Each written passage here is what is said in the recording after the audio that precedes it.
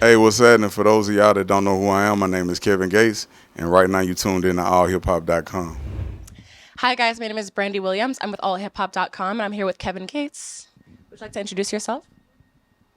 What's the name of this again? AllHipHop.com. Hey, what's happening? For those of you that don't know who I am, my name is Kevin Gates, and right now you tuned in to AllHipHop.com. Period. Okay, so my first question is, I heard that this is like your most vulnerable album yet. So I wanted to know, like, what did that bring up for you? Like, what new emotions have you experienced, or what's coming up new that you haven't seen in your last previous albums?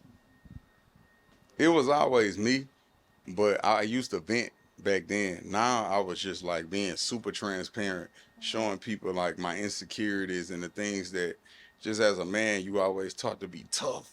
Huh, huh. And like I said earlier, it takes more courage to show vulnerability than it does to be a tough guy. Like we all know you faking. Yeah, Like, you definitely have that exterior. knock it the fuck off. We love to see it. So I'm also, talking to myself though when I say that, like, cause I talk to myself a lot. That's how I process things. yeah, for sure. I mean, that's a good way of processing things as well. Talking to yourself and being really, But like not you like said. holding yourself accountable. Yes. Like So, I had to look at myself in the mirror and say, hey, you a bitch right now. You a bitch. You're not honoring the commitments that you made to yourself. So how you gonna honor the commitments that you supposed to make to the universe and everybody else? You have to honor the commitments you make to yourself so you can respect yourself. right, Discipline equals self-respect. Self-respect equals self-restraint. right. You just So, do you have any tips for anyone I said trying it to? backwards. Discipline I know equals you did. self-restraint. Self-restraint equals self-respect. Excuse me. Exactly. Okay. So, how would you advise anyone who's going through any like addiction or like avoiding self accountability? Do you have any advice for anyone going through that? Which question? Like self accountability. How did you hold yourself accountable in the beginning? Was it hard, or like did you just flow into that yourself? Well, I had a way of my ego was in the way. I had a way of making anything that I was doing seem like the right thing. And like I had a way of flipping it and even lying to myself. Like it was kind of narcissistic in nature until you really realize that everything that goes on in your life is your fault. I'm held responsible for the places that I place myself. And that's self accountability when you don't lie to yourself and you be honest with yourself and you do the necessary things to remove the distractions. It's going to be difficult because, we love to just procrastinate and distract ourselves with nothingness. And then the other one was addiction. Right.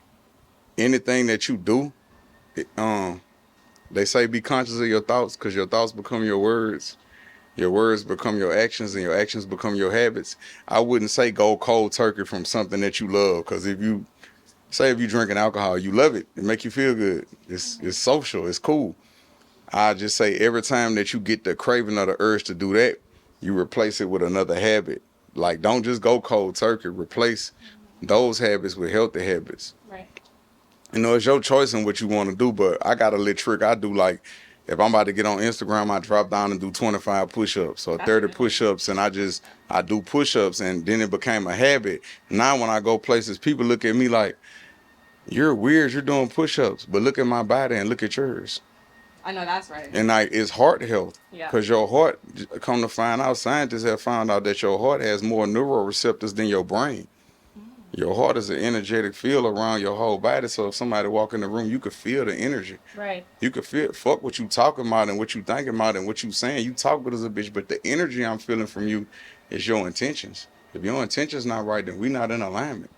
And intention is everything. Everything. Everything. Okay. So I wanted to know also about your ego death because I know that's like a big thing. Yeah, ego death. You mentioned that a couple of times in some interviews, and I know that's a big subject, and it's like that's a hard thing to come by. Honestly, like to experience ego death is like a very I hard. had my ass kicked. Yeah. So I want to know more about I had that. my ass really kicked. That's when I learned about sacred masculinity and the holy divine feminine. Right. And it's a long story, but I'm gonna just say I was humbled. And I pray that God keep me humble so I never have to be humbled like that again. Yeah. Cause it was very humbling. That's a real experience right there. Okay, and I have one more question for you. So I heard that you've never gotten a tattoo covered up. Is that true? No, I never got a tattoo covered up. If I did it, I meant it. Right. So I want to know. So I know you're going on this journey right now with yourself where it's like you have like all of these new emotions coming up. You're being more vulnerable and like, becoming divine masculine, like you mentioned before. Sacred masculine. Always, always. So I wanted to know, like, how do you deal with, like, going through the process of life and, avoiding that feeling of regret?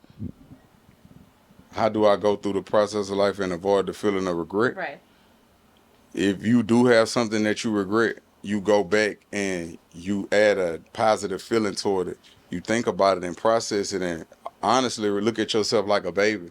You're nurturing yourself like it's okay. You made a mistake. Like just don't do it again. Yeah. It's okay. Like I talk to myself like that, like almost like a baby, and then I go back and place a positive feeling to it, because if it didn't happen, I wouldn't be here. Had this not have happened, this wouldn't have happened. So look at all the positive and beautiful things that's going on in my life right now. Those really not even negative things. They was just adversity. Adversity builds character. If it ain't rough, it ain't us. If you ain't tested or ain't been through a test, you're not gonna have a testimony. So these was really beautiful things. Now that I look back, I just didn't understand it when I was going through it. Now I welcome challenges. And that's where fitness come in, because when you challenging yourself, you welcome challenges. That's a fact. You're really smart, Kevin. I respect that a lot.